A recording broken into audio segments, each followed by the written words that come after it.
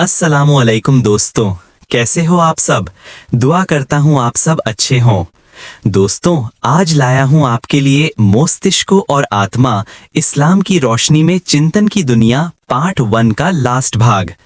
दोस्तों, शुरू करने से पहले कुछ बातें बोलना जरूरी है। अगर आपने पिछले 2 एपिसोड पार्ट 1 का ए और बी भाग का लास्ट वीडियो नहीं देखा तो पहले देख लीजिए, नहीं तो आपको समझ में नहीं आएगा। पर्व 1 ग और हमारा काम बकार हो जाएगा। तो चलिए शुरू करते हैं पार्ट 1 का भाग सी। अस्सलामुअलैकुम वरहमतुल्लाहि वबरकातुहू। पिछले 2 एपिसोड में हमने देखा, पहला, दिमाग अल्लाह की बनाई हुई सबसे कमाल की मशीन। दूसरा, रूह, वो अदृश्य हस्ती जो दिमाग के जरिए काम करती है मगर दिमाग नहीं है। आज आखिरी एपिसोड, पहले चैप्टर का समापन। आज का टाइटल, नफ्स के 3 मरातिब और दिमाग का रिश्ता, अम्मारा, लव्वामा, मुतमइन्ना। कुरान में अल्लाह ने 3 जगह नफ्स के 3 अलग अलग हाल बताए हैं। सूरे यूसुफ आयत 53, इन्न नफ्स लअम्मारतुन बिस्सू, बेशक नफ्स बुराई का बहुत हुक्म देता है, नफ्स अम्मारा। सूरे क़यामा आयत 2, वला उक़सिमु बिन नफ्सिल लव्वामा, और कसम है उस नफ्स की जो खुद को मलामत करता है, नफ्स लव्वामा। सूरे फज्र आयत 27 से 28, या अय्यतुहा नफ्सुल मुतमइन्नतु इरजिई इला लब्बिके, ए इत्मीनान वाली रूह अपने रब की तरफ लौटा, नफ्स मुतमइन्ना। और हैरान की बात यह है, आज की न्यूरोसाइंस ने इन तीनों हालात को दिमाग के 3 लेयर से बिल्कुल मिला दिया है। पहला मर्तबा, नफ्से अम्मारा, ये वो नफ्स है जो बार बार गुनाह का हुक्म देता है। इसका सीधा ताल्लुक है दिमाग के सबसे पुराने 2 हिस्सों से।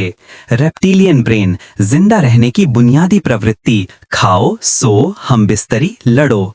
लिम्बिक सिस्टम, जज्बात, गुस्सा, लालच, डर, शहवत।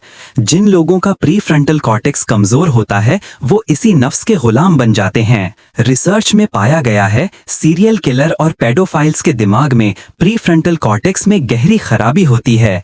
वे जानते हैं कि ये गुनाह है फिर भी रुक नहीं पाते, यही नफ्से अम्मारा है। दूसरा मर्तबा, नफ्से लव्वामा, ये वो नफ्स है जो गुनाह करने के बाद खुद को कोसता है, शर्मिंदा होता है, पछताता है। इसका सीधा रिश्ता है प्रीफ्रंटल कॉर्टेक्स के जागने से। जब इंसान गलती करता है तो उसका एंटीरियर सिंगुलेट कॉर्टेक्स सक्रिय हो जाता है, यही गिल्ट फीलिंग पैदा करता है। रिसर्च बताती है जो लोग रोज नमाज पढ़ते हैं उनका ये हिस्सा ज्यादा मजबूत होता है। जब हम अस्तगफिरुल्लाह कहते हैं तो दरअसल हमारा लव्वामा जाग जाता है और तौबा का रास्ता खोल देता है। तीसरा मर्तबा, नफ्से मुतमइन्ना, ये वो इत्मीनान वाली रूह है जिसे अल्लाह खुद बुलाते हैं। ए इत्मीनान वाली रूह, अपने रब की तरफ लौटा, वो तुझसे राजी, तू उससे राजी। इस हालत में पूरा दिमाग एक होकर अल्लाह की इबादत में लग जाता है। रिसर्च में देखा गया है जो लोग सालों तक जिक्र, नमाज, तिलावत करते हैं उनके दिमाग के सारे हिस्से एक साथ काम करने लगते हैं। इसे कहते हैं होल ब्रेन कोहेरेंस। इस हालत में डर, टेंशन, लालच लगभग खत्म हो जाता है। तो अम्मारा से मुतमइन्ना तक का सफर कैसे तय करें? तौबा, न्यूरोप्लास्टिसिटी से पुराने गुनाह के न्यूरल पाथवे कमजोर करें। नमाज प्रीफ्रंटल कॉर्टेक्स को ताकतवर बनाती है। जिक्र थीटा वेव बढ़ाकर दिमाग को सुकून देता है।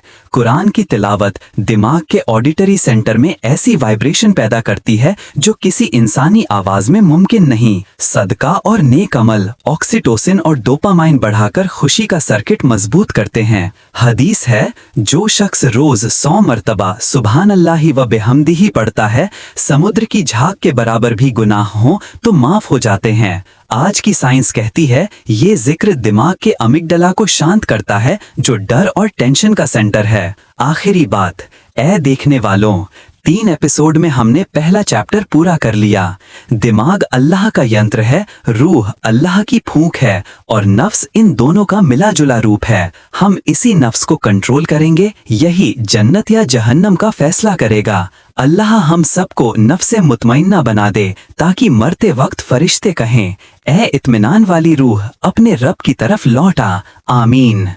इंशाअल्लाह अगले चैप्टर अध्याय 2 में हम देखेंगे न्यूरो साइंस और कुरान का कमाल मिलान, 1400 साल पुरानी आयतें आज की एमआरआई रिपोर्ट से कैसे हूबहू मिल रही हैं। फिर मिलते हैं बहुत जल्द। दोस्तों, आज के लिए इतना ही। फिर मिलेंगे अगला वीडियो पार्ट 2 का भाग ए लेकर। दोस्तों, अभी तक आपने चैनल को सब्सक्राइब नहीं किया तो कर लीजिए। मेरे लिए दुआ कीजिए। अच्छी रहिए, सेहतमंद रहिए। अल्लाह हाफिज। अस्सलामु अलैकुम व रहमतुल्लाहि व बरकातुहू।